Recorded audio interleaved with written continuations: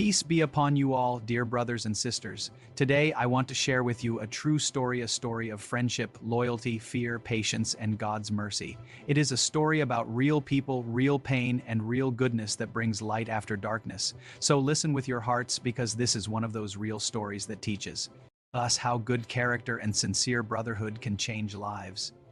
What would you do if your closest friend suddenly became afraid of prayer, scared of people, and fearful of his own shadow, and only your name could calm him? He kept crying and saying one name over and over again. No one understood why, and no doctor could explain what was happening to him. The title of today's story is He Cried for One Name.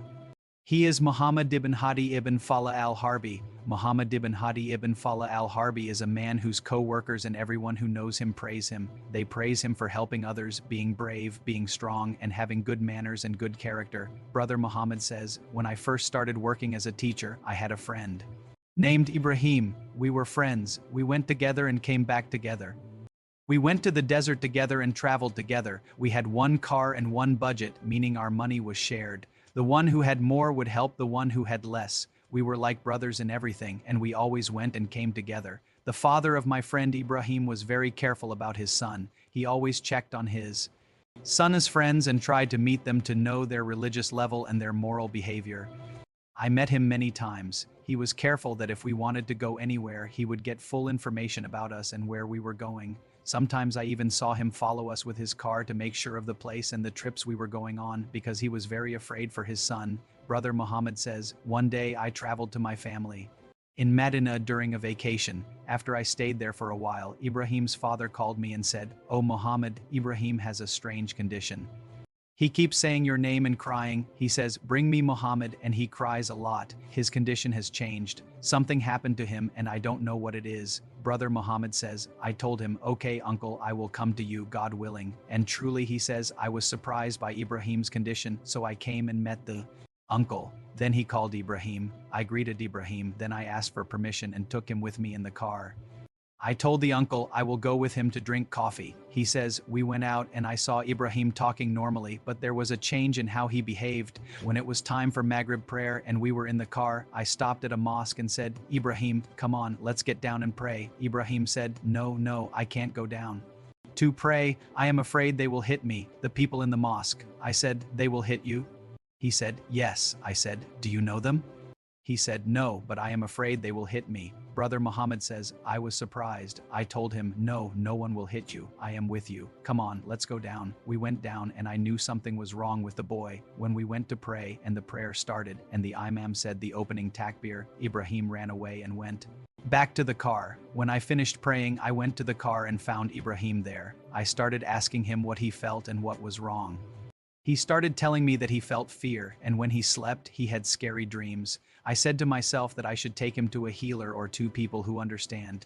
I took him to someone knowledgeable who examined him and said, 'Your friend has air in the head. They call it al-washer. They mean there is air in the head, and it is treated in traditional ways. Modern medicine may classify it differently, but traditional healers know it.'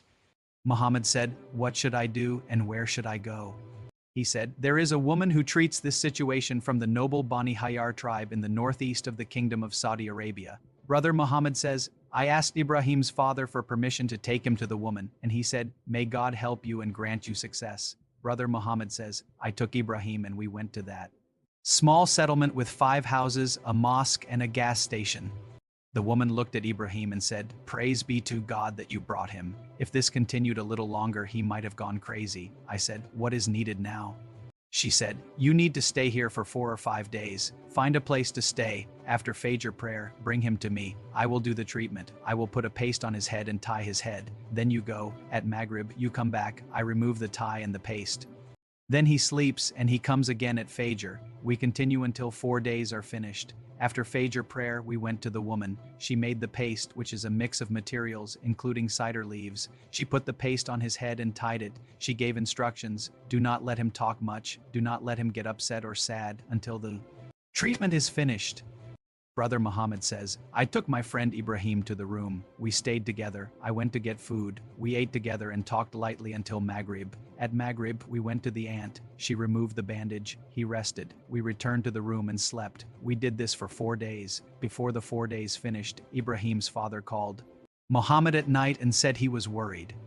Muhammad said, "Uncle, good news. We found the woman and Ibrahim is being treated. He is sleeping now." The uncle said he wanted to come and see them. Muhammad welcomed him and described the place. The uncle came at night, so Ibrahim would be sleeping. He saw Ibrahim sleeping, felt calm, and returned to Riyadh. After 4 days, Ibrahim returned to how he was before. Praise be to God. Muhammad took his friend back to Riyadh, dropped him at his family's home, and stayed a little. The next day, Muhammad asked permission to return to his family in Medina because it was vacation time. This Ibrahim, my dear people, the one who was sick, is the friend of Muhammad ibn Hadi ibn Falah Al-Harbi. This man, Ibrahim, is now a well-known imam and Friday preacher in Riyadh. Their relationship, brotherhood, and friendship are still strong until today, wrapped in love for the sake of God. These are real stories that teach us lessons. Here are 3 clear lessons gained from the story. 1. True brotherhood appears in hardship, not comfort. A sincere friend does not leave you when things become difficult. 2. Allah may heal through people by placing mercy, patience, and care in the hearts of the righteous. 3. Good character and good upbringing produce lasting good, and their effects continue across generations. Take a moment and ask yourself, if your friend were in pain, would you stay or walk away? Be the kind of person Allah can use to bring comfort to others. If this story touched your heart, like the video, share it with someone you care about, and tell us in the comments, what lesson stayed with you the most? Make do. Today for a friend who is struggling, and ask Allah to grant them healing, strength, and sincere companions who never abandon them.